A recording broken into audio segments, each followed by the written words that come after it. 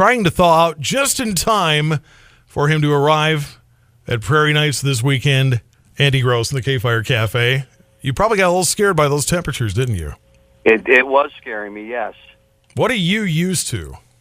I'm used to, it's about 78 right now, and I'm sitting in Los Angeles, so Okay. It's kind of nice. So, yeah, we laugh at your news anchors out there as they put sweaters on and complain when it gets in the 50s and 40s and stuff. Oh, it's strange. I mean, I grew up in St. Louis, Missouri, and I mean, they just get hit really hard with about a foot of snow, and it's freezing there, too, and I'm calling relatives back there, and they're going crazy. But I laugh still to this day when the news people get on in Los Angeles, and it gets down in the 40s, and they tell people, don't go out of the house. Don't leave your house. It's dangerous out there. I'm thinking, are they serious? You know? So, well. I remember watching one of the big cable news channels. I don't remember for sure which one, so I don't want to blame anybody. But there was something where it was like 10 below zero someplace, and the anchor actually asked, gee, can they land planes in that stuff? Fortunately for you, Andy, it's going to be a little warmer by the time you get here anyway. So Yeah, I heard it's going to be one.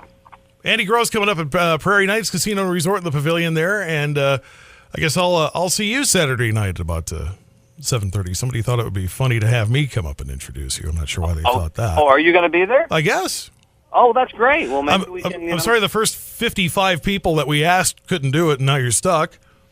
Well, because we're going to cut someone in half, and I think that was you, right? They volunteered you? Wow. Apparently you haven't seen my picture. Do you have a great big saw? Because I'm not that small a guy.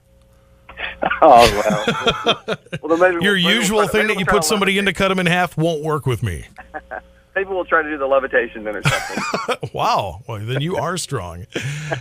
Andy Gross, comedian, magician, ventriloquist. For somebody who doesn't know the first thing about you, well, the first thing about you is this is kind of a second career compared to what you'd started doing for a career, right? It is, yeah. I actually had a strange career. I've had two strange careers now. Before this, I played professional racquetball. And most people probably said, what? I didn't even know there was professional. Yeah, I was going to say professional racquetball. Yeah, it was. Wow. Yeah, it was right behind, I think, midget billiards. And it was, so are you telling me that one didn't exactly fatten the 401k? Is that what I'm hearing? You know what? I gotta tell you, it was fantastic. Racquetball was one of the fastest growing sports in the country back when I was playing. And when I was 16, 17, 18 years old, I was on the pro tour. I was one of the youngest players ever to be on the pro tour, and it was great. For years, I actually traveled around the country and made a heck of a living doing something I loved. But then about 25 or 26 years old, racquetball just kind of died. The sport itself just really, really died out. And then the natural progression after that is to become a ventriloquist, I guess. So that's what I did. That's what I did. That's what I did. So what was the biggest crowd you played racquetball in front of?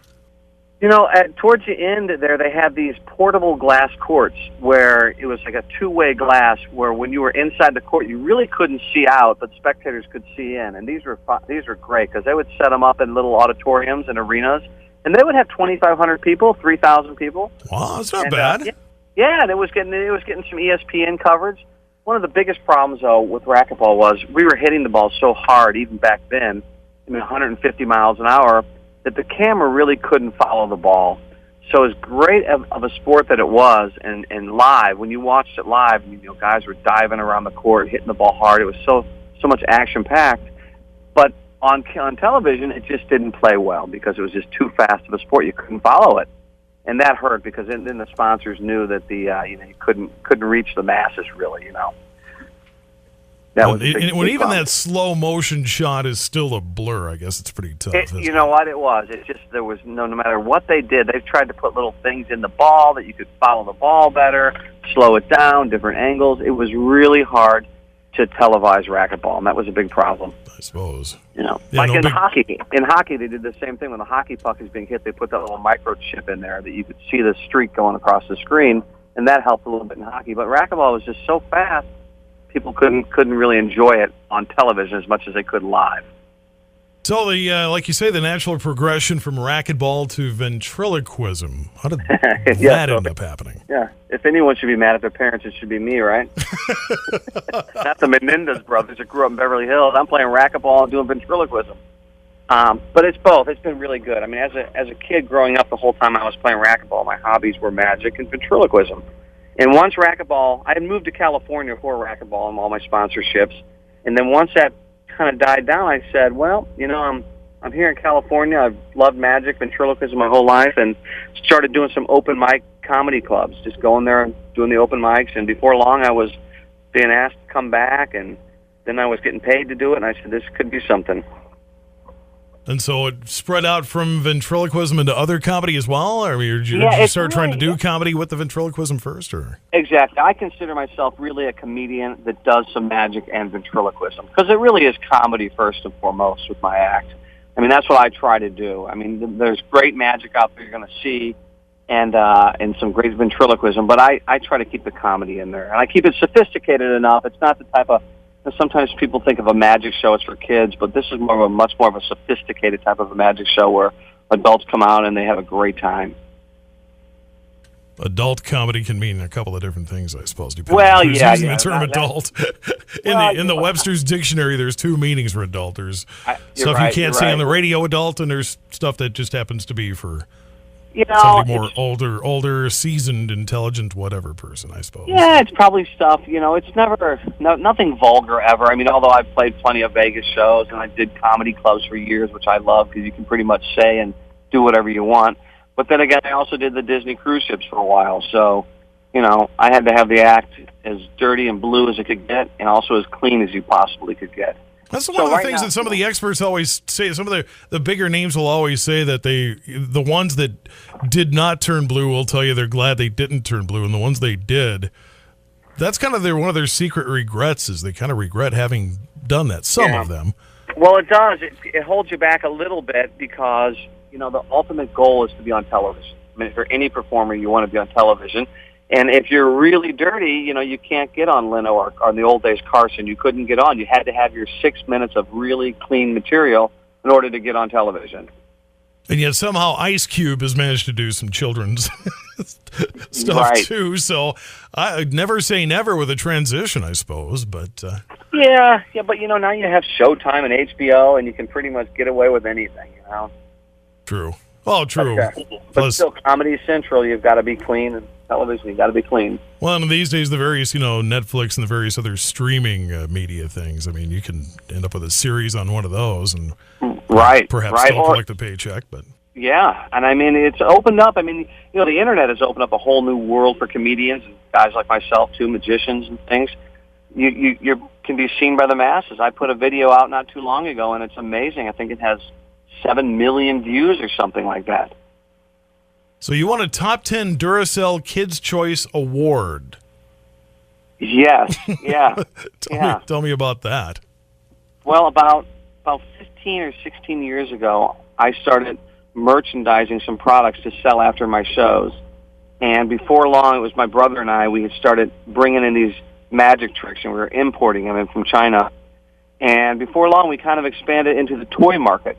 So we started selling stores like Toys R Us, Party City, and there were magic tricks and jokes and pranks in those little items. And to be honest, they're like the fake dog poo and the whoopee cushions and those kind of practical jokes. We started importing that and selling it to all the different stores around the country.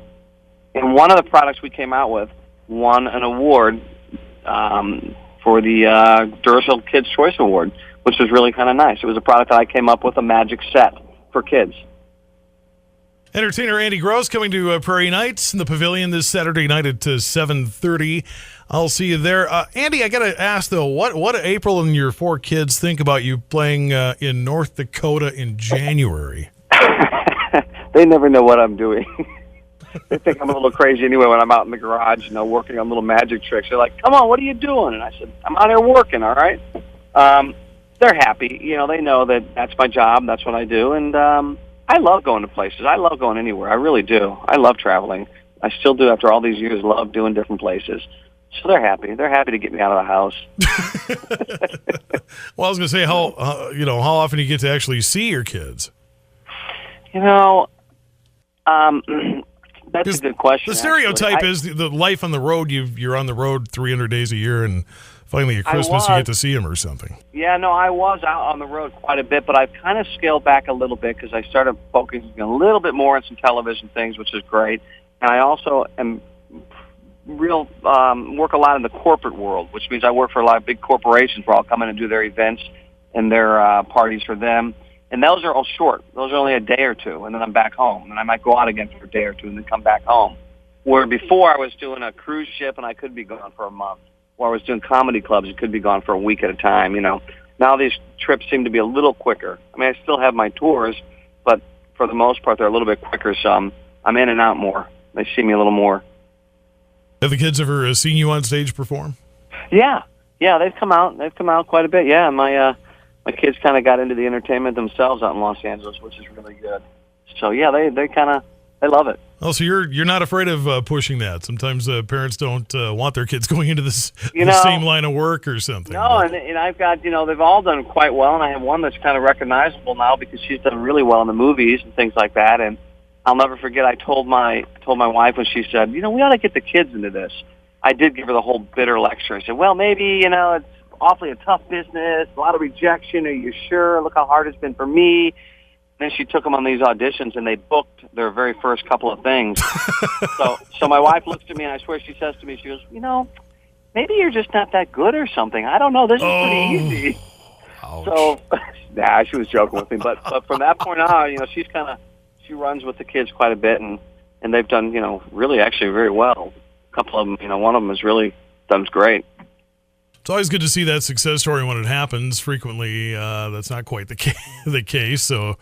It's always good when somebody can actually have that success story, not have to.